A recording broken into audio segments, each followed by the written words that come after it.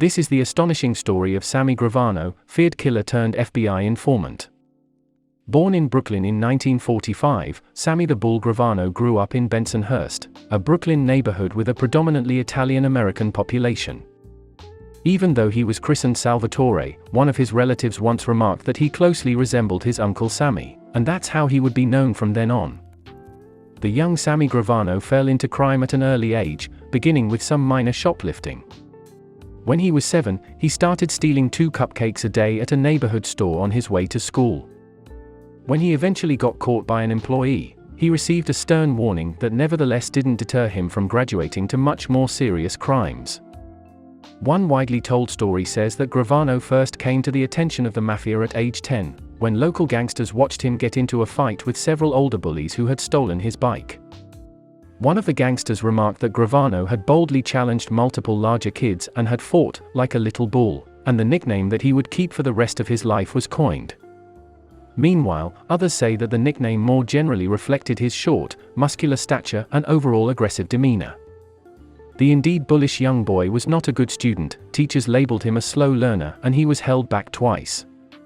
Gravano later attributed this to severe dyslexia, which he says explains a lot of rage from his early days onward. He was indeed taunted about his abilities in school at first, but the bullying stopped after Gravano fought back. For the next several decades, Sammy Gravano's life would continue to be fueled by violence. Sammy Gravano left school at 16, by that point having already been spending much of his time with a local youth gang called the Rampers. Then, after a 2-year stint in the army due to being drafted into the Vietnam War, he returned to New York and soon officially joined up with the Mafia. He was first brought into the mob life by a Gambino Family associate who started him out with robbery jobs. But soon enough, he began moving up in the world and solidifying his position as a successful young racketeer. Sammy the Bull quickly earned a reputation as both a good earner and a man who was prepared to brutally murder anyone he was asked to. His first murder came in 1970, when he shot Colombo associate Joe Colucci, who, bosses learned, had been secretly plotting to kill another Colombo associate without permission.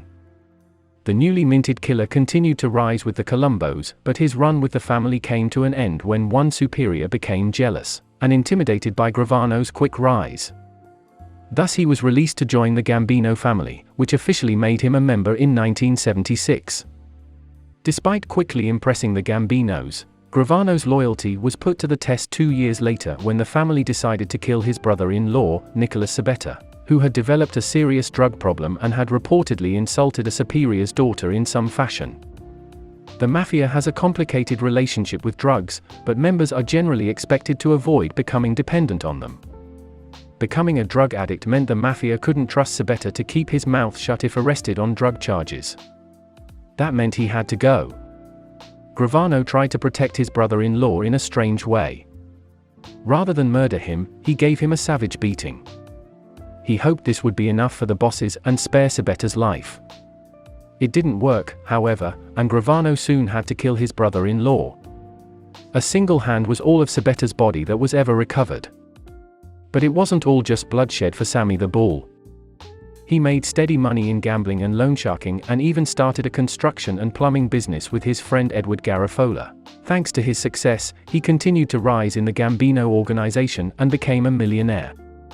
He built an estate for his family in Ocean County, New Jersey, invested in trotting horses and became the operator of the discotheque The Plaza Suite in Bensonhurst. In the early 1980s, it became such a popular establishment that patrons had to wait an hour to get in.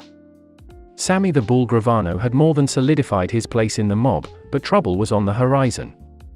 By the early 1980s, Sammy Gravano already had a strained relationship with family boss Paul Castellano. And one particular incident at the Plaza Suite in 1982 only made things worse. Gravano had arranged to sell the club to Frank Fiala, a local drug dealer.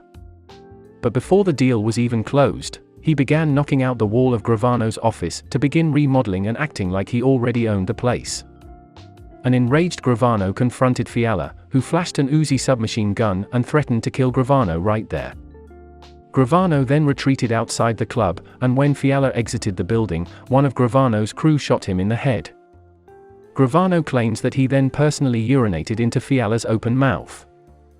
Castellano was upset by this killing, and Gravano was now at risk of ending up on the wrong end of a hit himself.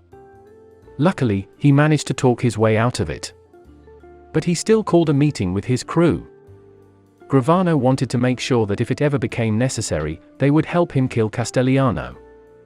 As luck would have it, it became necessary just 3 years later.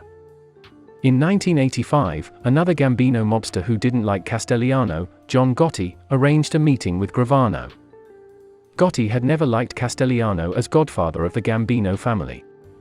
And with the news that Castellano would soon acquire informant tapes showing Gotti's involvement in trafficking heroin, Gotti decided the time had come for a change in leadership. Gravano and Gotti, united by a common interest, arranged a hit on Castellano. As the boss entered Sparks Steakhouse in Midtown Manhattan on the night of December 16, 1985, several hitmen gunned him down as Gravano and Gotti watched from a nearby car. Within a month, Gotti was the new head of the Gambino family. For years, Gravano served as Gotti's chief muscle, brutally murdering anyone who crossed him. But Gotti's status as boss made him more of a target than ever for the authorities. He was brought to trial several times on various charges, including assault and racketeering, throughout the late 1980s.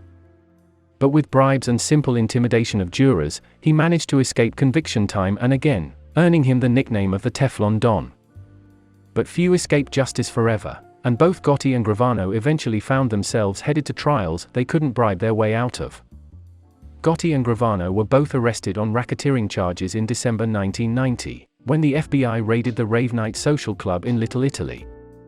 Once in custody, Gotti tried to pin many of the hits he'd ordered on Gravano, claiming that Sammy the Bull was a mad dog who killed for his own benefit. Sensing an opportunity, the FBI played tapes of these conversations for Gravano. Feeling betrayed, he agreed to testify against Gotti in exchange for a reduced sentence. In March 1992, Gravano did just that. He testified against Gotti and others, over the course of 9 days on the stand, revealing tales of racketeering and murder, 19 of which he said he was involved in himself and 10 of which he said involved Gotti.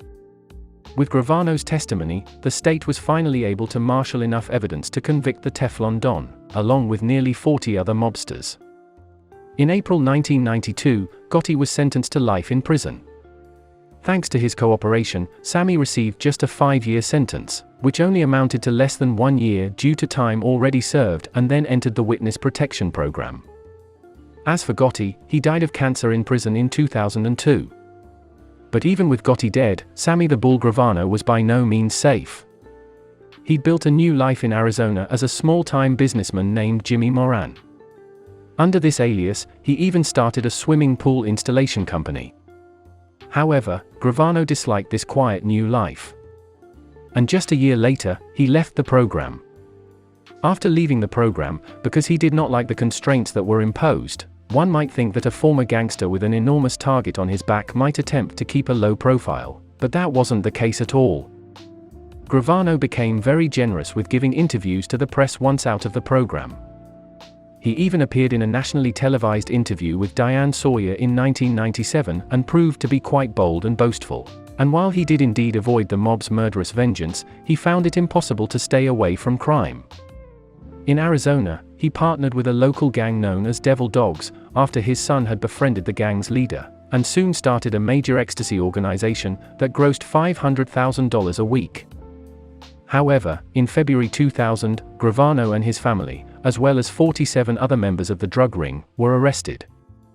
Informants in his own drug ring, not to mention recorded conversations, detailing drug profits with his wife and his daughter, eventually implicated him. In May 2001, Gravano pleaded guilty to leading a massive illegal drug operation in Arizona and was sentenced to 20 years in prison, but was released early in 2017. Gravano is now free, living openly, and even still giving interviews while producing his own podcast and hosting his own YouTube channel where he discusses his time in the mob. When the Arizona Republic spoke with him just after his release, he remained seemingly fearless about the threat of death always looming over him, due to the life he once led and the way he left it.